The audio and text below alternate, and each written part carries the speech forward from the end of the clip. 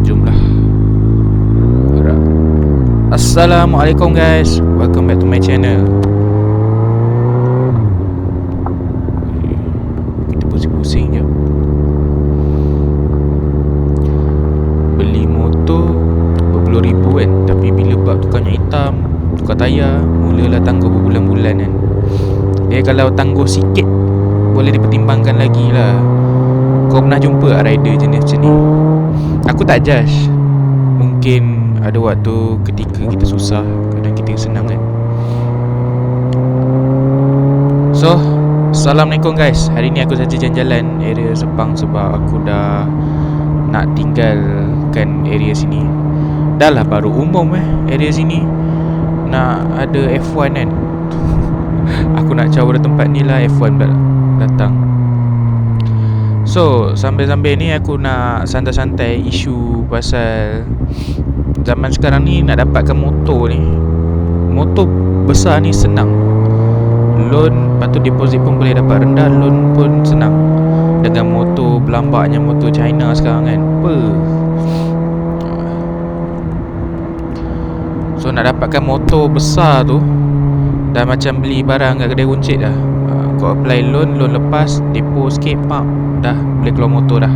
Nak pula dapat free gift kan, slip on lah apalah.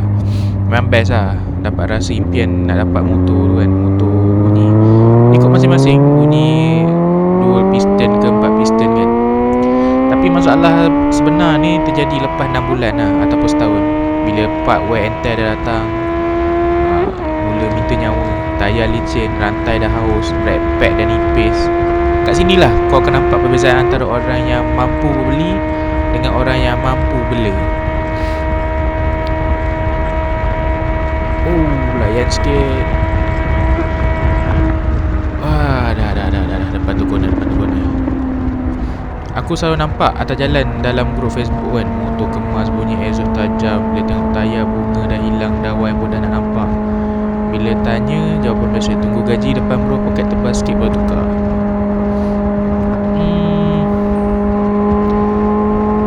Aku tak judge sangat, tapi demo tu tengoklah orang tu macam mana. Kalau ikutkan, paling penting lah tayar. Tayar bagi aku sangat penting, sebab dia yang paling contact point dengan jalan kan, safety kau. So padahal dua roda ni yang pegang nyawa kita atas star ni, kita sanggup habis ribu-ribu aksesori kosmetik, exhaust mahal nak bagi bunyi gempak, tapi barang safety asal kita tak compromise. Pada aku ni bukan isu tak ada duit sangat, tapi isu priority lah. Kau nak make up motor boleh, tapi barang-barang yang wear and tear kau tak nak tukar pula kan. Aku cakap ni bukannya nak acah terpaling bijak atau condemn siapa. Aku pun pernah lalu fasa muda-muda dulu. Padahal kita ni muda lagi. Mana tua mana pun. Tapi bila umur dah, pengalaman makin tambah ni kan, baru aku sedar tu benda. Tak ada guna kita nampak gaya ranggi atas jalan ni kalau motor sendiri tak selamat.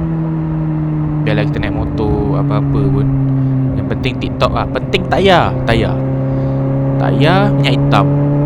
Rantai tu selagi dia tak rosak tu, jalan je lah kan.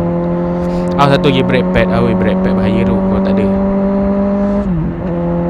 So agak-agak korang kan, korang macam mana pula?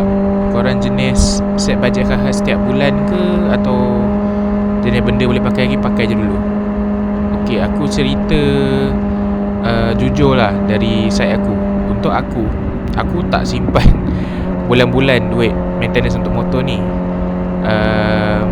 Aku jenis, mungkin sebab aku boleh cari duit tu, aku akan buat 2 ke 3 kerja extra untuk dapatkan balik maintenance ke, tukar tayar ke, rotak insurance ke.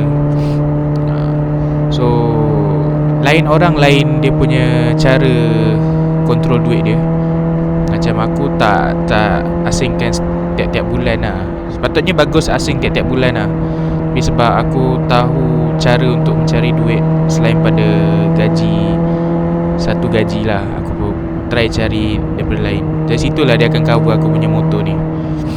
Tapi kita doa lah sama-sama kita murah rezeki kan, antara satu sama lain, dapat pakai motor, dapat bela motor-motor besar ni kan. kita doa sama sendiri kan, kita geng-geng bikers ni. Cuba cerita pengalaman korang kan. Tiba-tiba kan motor dah nak tukar ni tu ini kan, tiba nak raya pula ke, nak tu ke, tiba-tiba anak pula sakit ke, family jatuh sakit ke, terpaksa pakai duit ke. Cuba cerita korang. Ataupun sampai tahap kau terpaksa jual motor ni.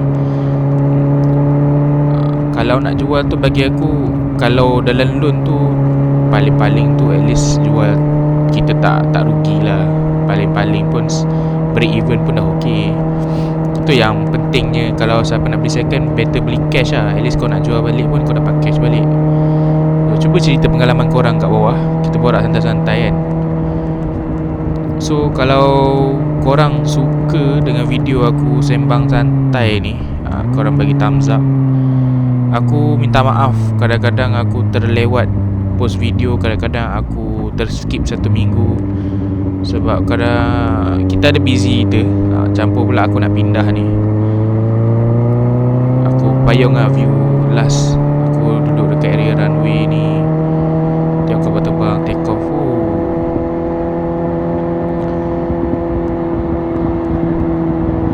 Ramai kat orang ni. Tapi tak seramai petang nanti kot. Petang lagi teruk, lagi ramai orang. Nak weekend pula Try tarik sikit.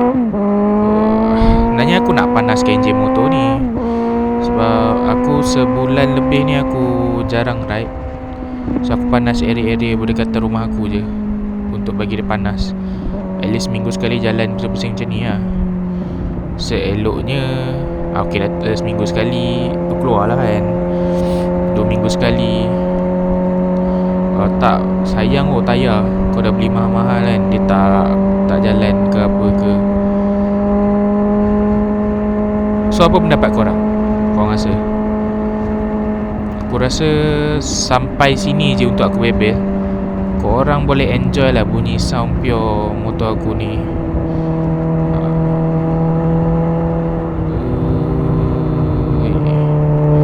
Okay, kapal terbang mau take off. So kita jumpa di lain video. Assalamualaikum.